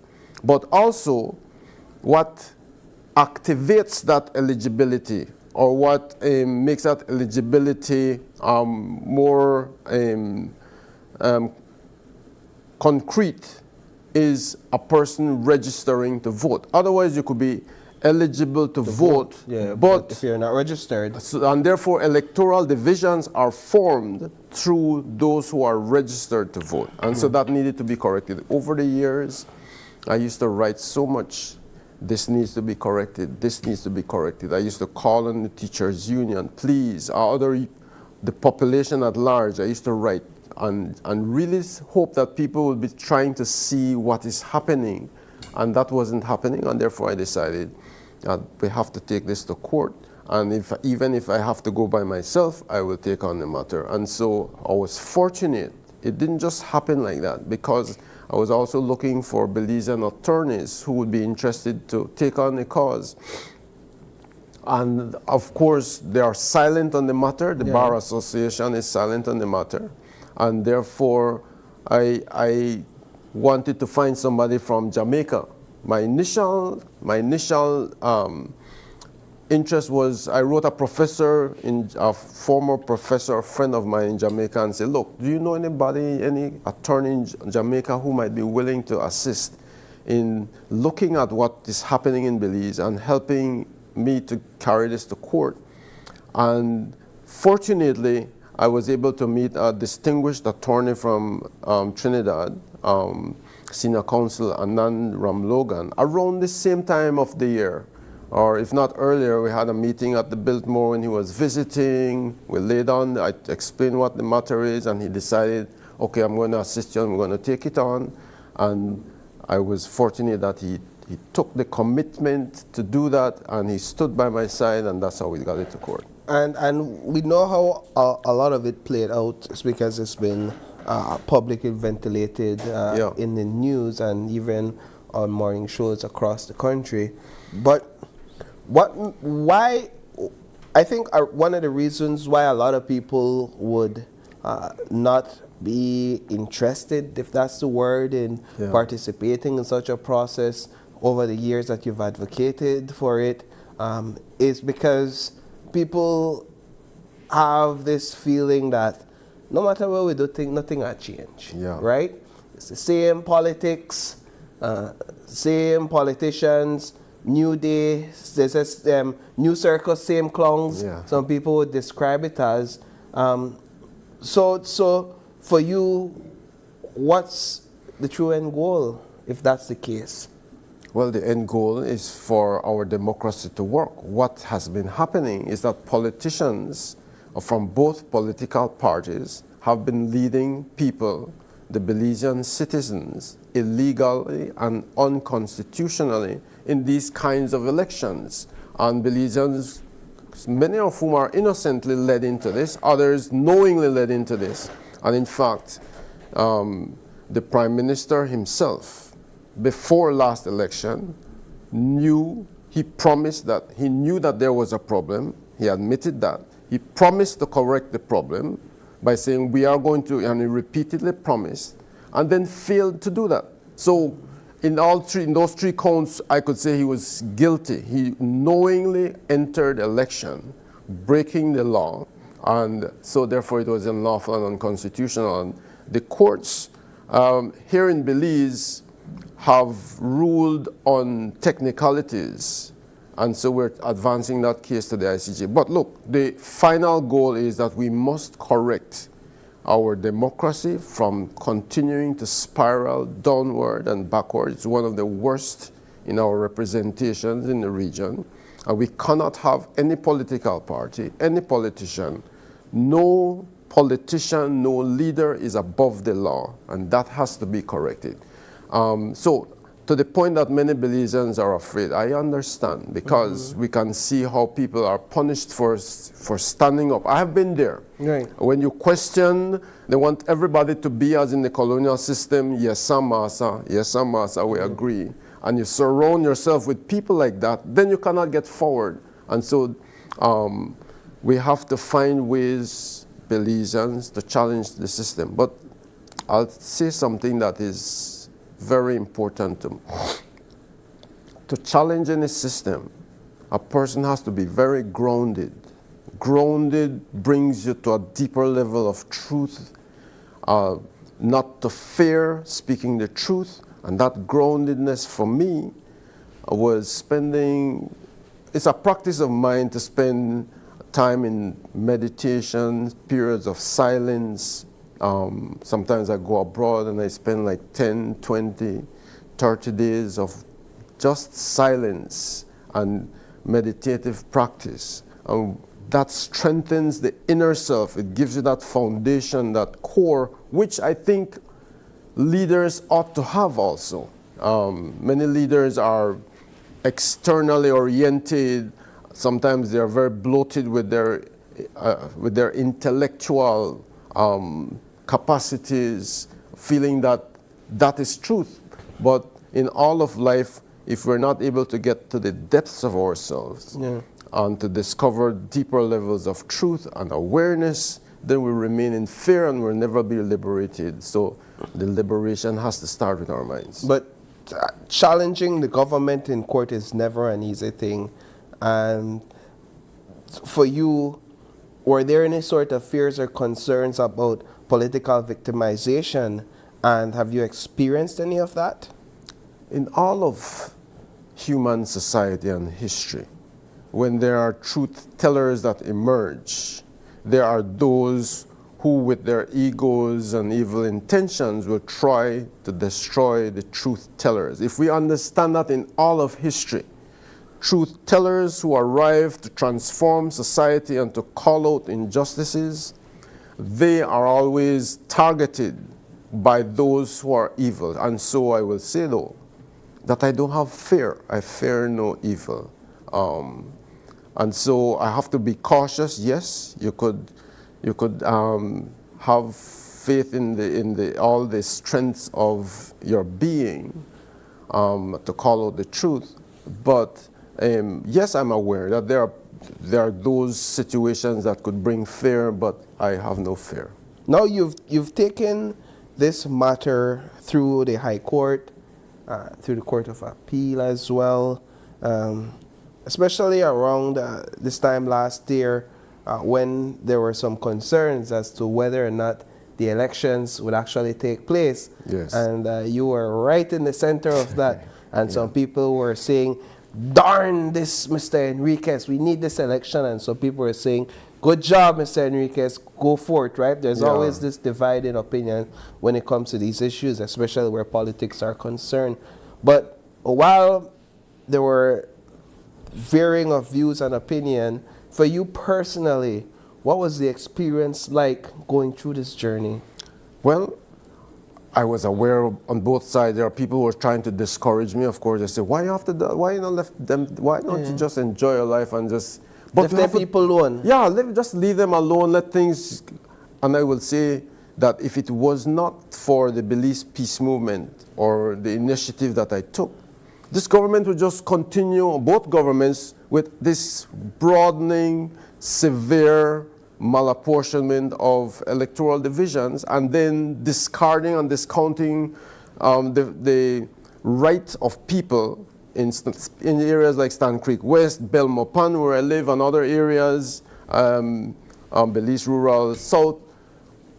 They would not care. So I think beyond bringing this matter to court, what I deeply appreciate is that people a greater awareness was created across the country through the efforts of Belize Peace Movement and my efforts. So it's not just the court case, but that people are now tuned in and say, look, we really have to get our democracy right. So I'm very encouraged by people as I walk around. Sometimes you feel like give up, but there are people who say, yes, we're with you, we're encouraged that, and people are there. A little more aware of the injustices that continue to happen by people who are elected to serve and try to see themselves as kings and rulers or really emperors without clothes. Now we only have a couple more questions to go before we're out of time. And so I want to ensure that these two questions are help us get a better understanding of where we are today. Right. Right? You didn't just take the ruling in the court on this redistricting situation, this constitutional challenge, moved on. you then sought further accountability and transparency through the Freedom of Information Act. Yes. And that took you to the Ombudsman's office, right? With all that you've experienced where the court case is concerned and the Freedom of Information Act is concerned, what has it taught you about the process of seeking truth and transparency here in Belize? Doesn't seem like you've had much success, if I'm being quite honest. I would not characterize it as not having success. I know what I'm about. I mean, I know who I'm engaging with, and I'm engaging with a government that seeks to hide information from the public, and hiding information is a form of corruption. Why? People elect the government on their manifesto of good governance, accountability, and transparency. And so people have a right to know how their money is being spent.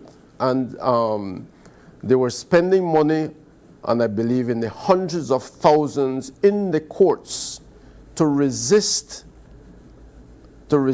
what they're supposed to do in the Constitution. So instead of, if you look at the budget, and this is why that stimulated me to ask, because if you look at the budget for the Elections and Boundaries Commission for 2025, it was zero.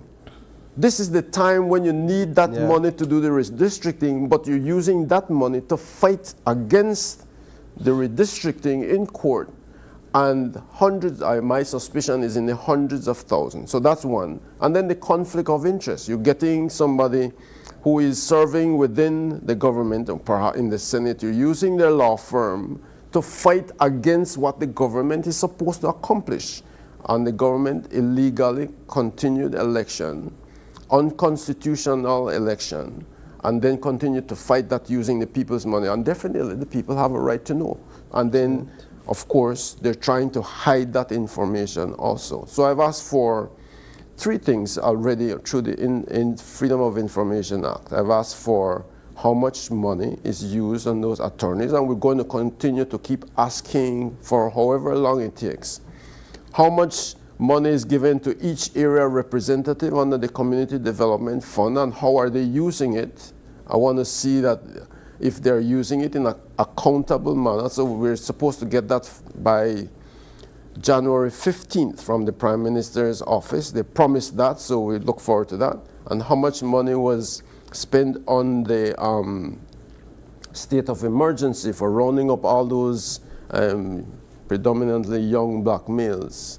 And we want to see how that investment is being made and if it's value for money. So that's an analysis that I want to do.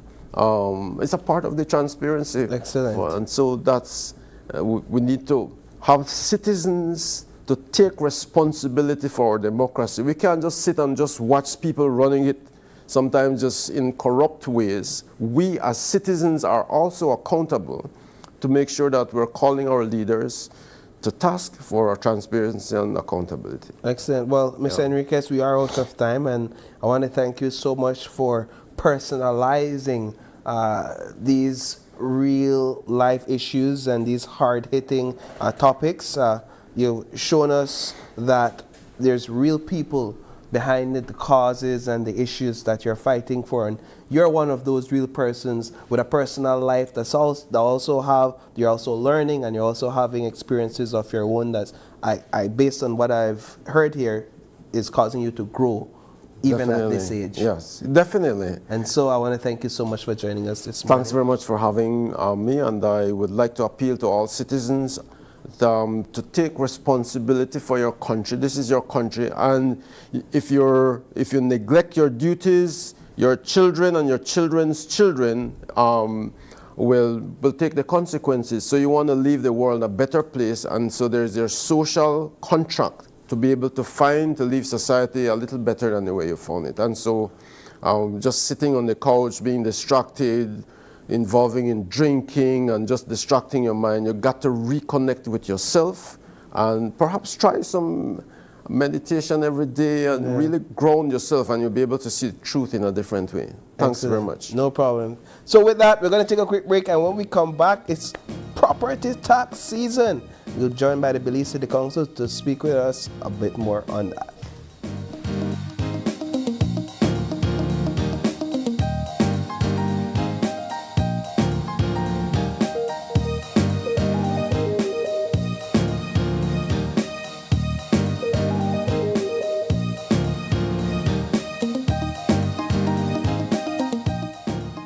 Is essential for everyday life, but behind every outlet, a lot is happening to bring you safe, reliable, and sustainable energy.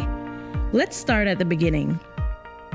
Independent power producers across Belize generate electricity using a mix of renewable and non-renewable resources.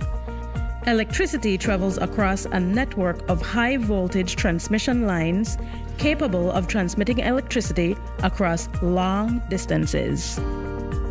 Electricity then reaches your nearest substation, where it is adjusted to a lower voltage, making it safe to travel on the distribution lines you see in your community.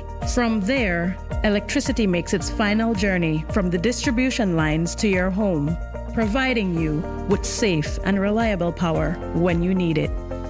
Belize Electricity Limited. We continue to serve you.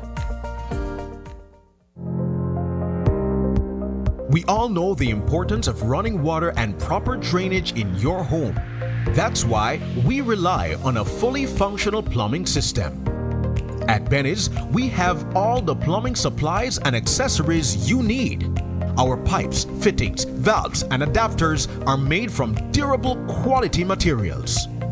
Remember to wash your hands with clean running water from your faucet.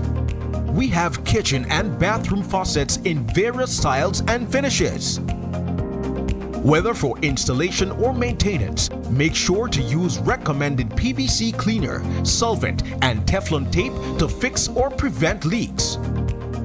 We also have the tools to get the job done. For all your residential, commercial, or industrial plumbing needs, shop at Belize. Quality and savings.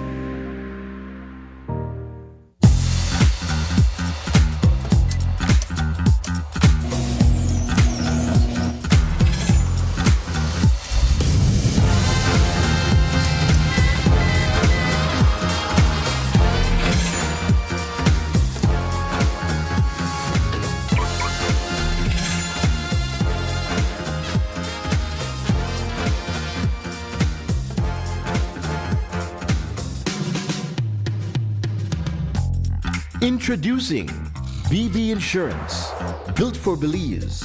Your security, our priority.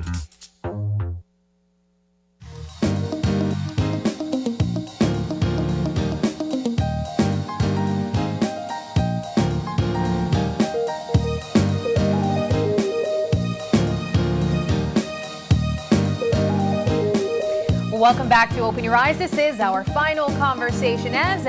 As we mentioned, it's all about the Belize City Council joining us to speak all things taxes this morning, property taxes at least. We are joined by Troy Smith. He's the valuation manager representing the City Council.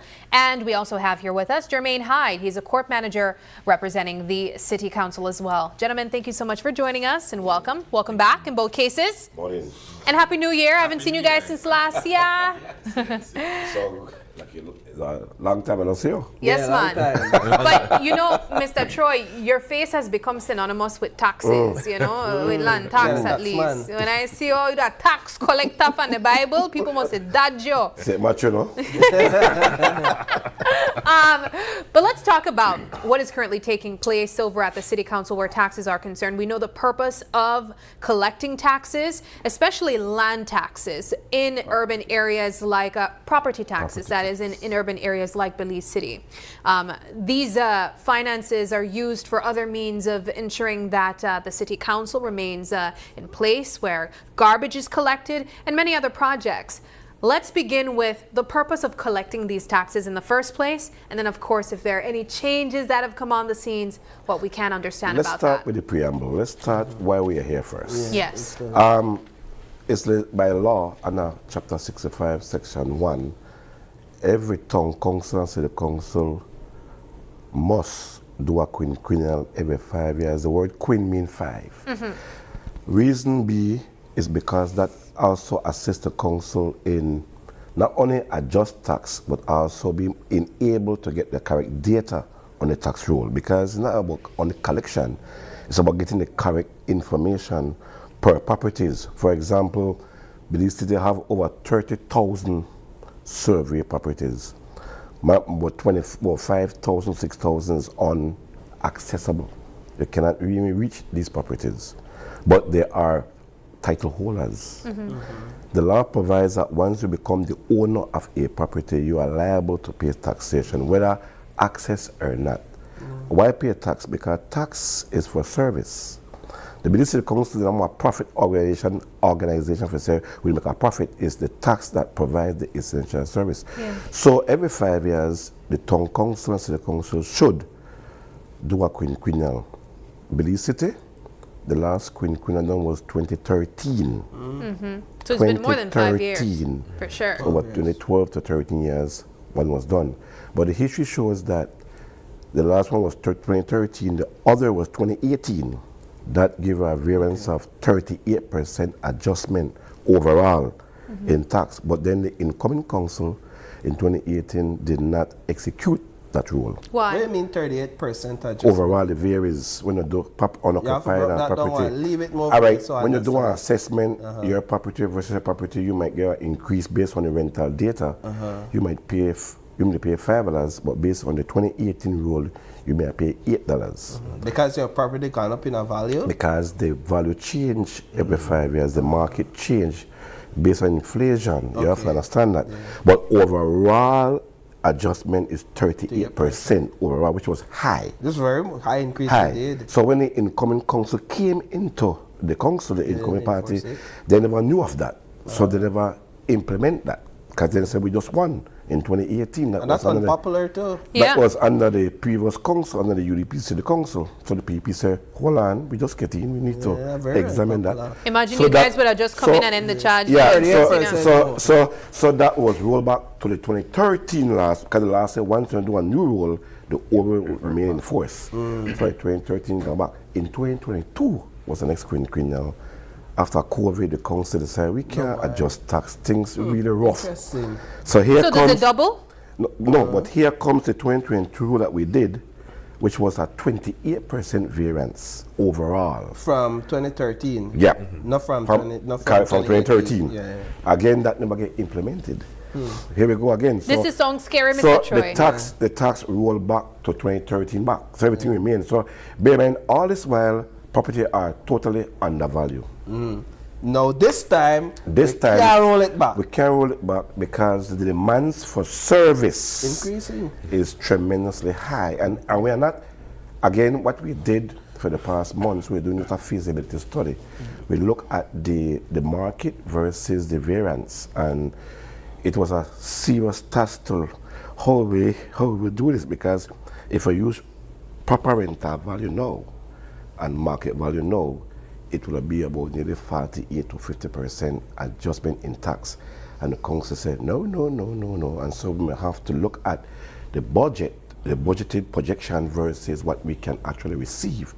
So we decide to do an overall assessment, and we come up to a value of 18% for occupied, which is minimal. So if you have a property and you pay 120, with the 18 make them 140 to 48, not too much.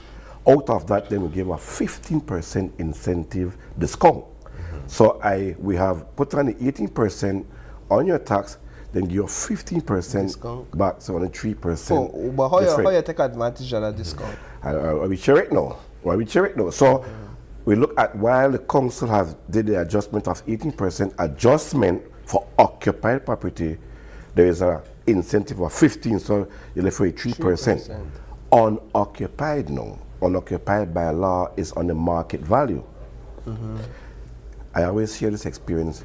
A property in Kings Park value over $100,000 easy, unoccupied lot. Our tax roll is on $25,000 market value. So that person should have paid $1,000, $1,500 more or less. We only pay $500. So we realized for the past 13 years, the tax roll is still not equitable to the market. Yeah. So we decided we have to do some type of adjustment not to kill the taxpayers, but to meet the demands of the market. So the formula bring up a 40% adjustment for unoccupied. And why is that? We have a lot of unoccupied property, absentee owners, neglect owners. These properties, over 4,000, become nuisance to the community. And people left their property unkept. And then you all have to and then it deal with become it, right? drugs. People hiding gun and drugs, and then people the resident call the council and say, man, we need to bush this property, but they are allowed to bush the property. You just can't go to a property and cut it. So there are any regulations in place of how you can go about managing these properties if they are not kept and they're just there abandoned? I mean, Jermaine, kicking on that. So what happens, like Troy rightly said, there are responsibilities as a property owner. One of them being when you get that property, you must come in and notify the council that you have ownership of that property. Failure to do that, there's actually a fine for that. And well, it's one of the things that we're trying to adjust right now. Get information into the council so that we can upgrade the role and have the proper information. Because right now, you might have a property, we might have a property on the road that the system is showing belongs to Paul, when in actuality he sold that and you're the new owner, but you never came in and notified us. So we're still sending messages to Paul, sending a bill to Paul when he's not the owner. Right? And so when you default on your taxes, that's the compliance unit of the council, after exhausting all their measures in trying to reach the property owner, they would send the matter over to the court so that we put that the property through the court process to collect, because the council relies on the taxes collected to produce the services that are required. And so the law gives us many different options and in terms of how to address it. We send a summons to the property owner and that person comes into the court. Now that property owner can either decide to say, you know what, I accept that I owe these taxes and I want to appeal to the court to give me time to pay it. Or can say, listen, I don't think that I owe these taxes, and that's where the valuation aspect comes in. And once that is explained to the property owner, how we arrive at your taxes, then usually that is dispelled. But having going through the process, the person can then pay the judgment that is passed by the magistrate, and the case comes to an end. When there's a default in the payment, the council has the option of going back to the court and say, listen, a judgment was made against this property. The property owner has not paid, and so we're seeking remedies from the court. That is when we apply for the sale and conveyance of the property. So the court appoints an auctioneer and sets a date for a public auction of that property. And what a lot of homeowners are not aware as well, the Tongue's property tax, the Evaluation Act, makes provision for us to put a first charge on the property. So if that property is a part of a collateral for a loan at the bank, for example, we have first charge on it. So if we're going to sell it, whatever process come from it, we get first dibs at taking the taxes. Then the banks have to come after. A lot of people think it's the other way around because the bank has a lien on it that, city council cannot touch it. Actually, it's the other way around. And then you're more interested to pay off the bank. Then you're thinking about putting this to the council. And so putting first. that into perspective, when you have property owners who are being responsible and prudent property owners, they're maintaining their property, they're paying their taxes, and then you have an empty lot next door that's overgrown. The complaints come into the council.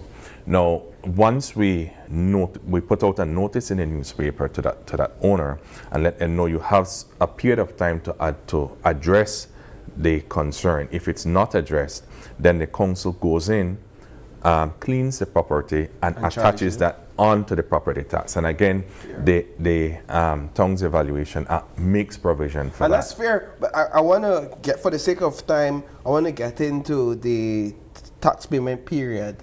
When our taxes due, I think you did such a great job at explaining the adjustments, 18 and 40%.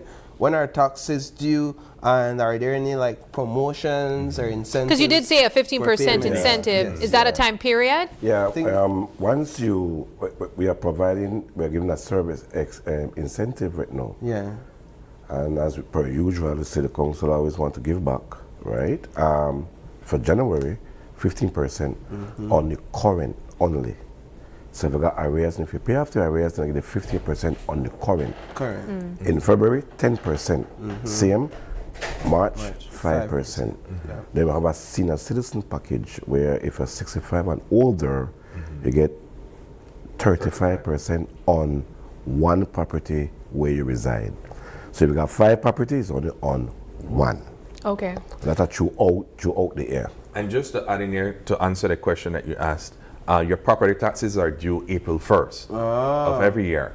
And so that is why the council is offering these different packages for prepayment. So if you, and the early bird, exactly. So for January, like you said, you got that 15% February. And when we get these collection, it allows us to deliver on services. So like for example, we had street works that we're able to do after collecting taxes. So I think within the last fiscal year, or so far since 2018, we've done 250 streets, right? From the collection of property taxes and other income from the council. That amounts to a little bit over $34 million.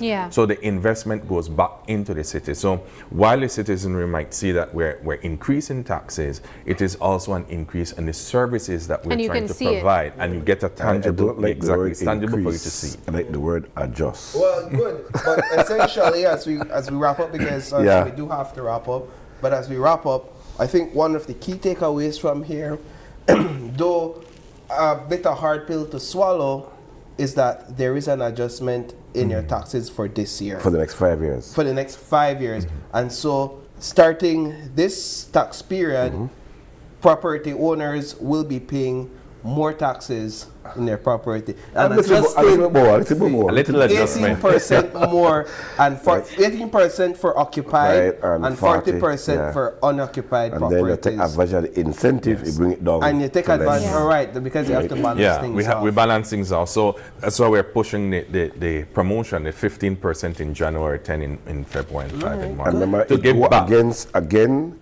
Not to only want to, it go against your budgeted expense for that period. Because again, we have a lot of infrastructure work and demands of the property owners, but then they have to we have to be a part of that change within your community and within your space by paying your taxes so that the service can be provided. Well, gentlemen, we want to thank you both for joining us this morning. I wish you had more time because there's a lot more to talk about property taxes and all of this good stuff, but perhaps throughout the course of the next 3 months, as we go closer to April, we can have you on again. We can have a lengthier conversation. I think that's the best approach. But thank you, gentlemen, both for having us this morning. It's a pleasure. All right. Well, Paul, we do have to wrap things up. It has been a wonderful morning, and we want to say thank you to everyone else who joined us this morning, and also you guys for tuning in with us. It is January 8th, and if you're celebrating a birthday today, happy birthday to you. If you'd like to give a birthday shout out, or if you have any questions, comments, or concerns, you can send us an email at oie@greaterbelize.com. You can also catch us live on Facebook every weekday morning at Open Your Eyes BZ. And Instagram for behind the scenes contents, that's OIE Belize. You can even call us or text us on our OIE phone number. That's 675-2555. But please do us a favor and join us again tomorrow when you open your eyes and start your morning right. Until then, keep your eyes, your mind, and your hearts open. Have a wonderful Thursday, Belize. We will see you tomorrow. Bye.